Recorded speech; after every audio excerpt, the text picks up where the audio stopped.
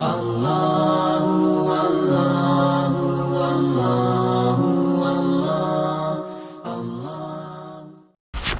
اللہ والصلاۃ والسلام علی رسول الکریم۔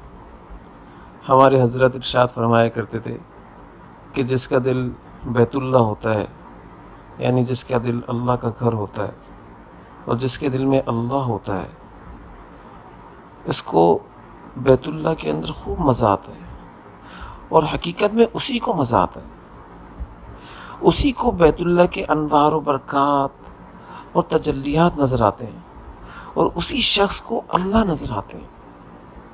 بیت اللہ کے اندر بھی اللہ کے آثار دیکھتا ہی ہے، اس کو بیت اللہ کے اندر اللہ کا دربار نظر آتا ہے، بیت اللہ کی نورانی بنیادیں نظر آتی ہیں، نور کی بنی ہوئی بنیادیں نظر آتی ہیں۔ اور دل کے بیت اللہ ہونے سے مراد کیا ہے؟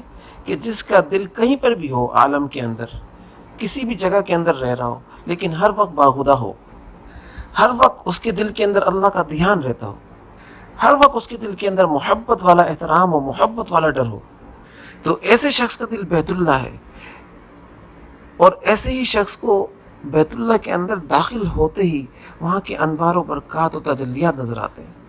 اللہ تعالی ہم کو ایسا بنا دے، ہمارے دل کو ایسا بنا دے، آمین۔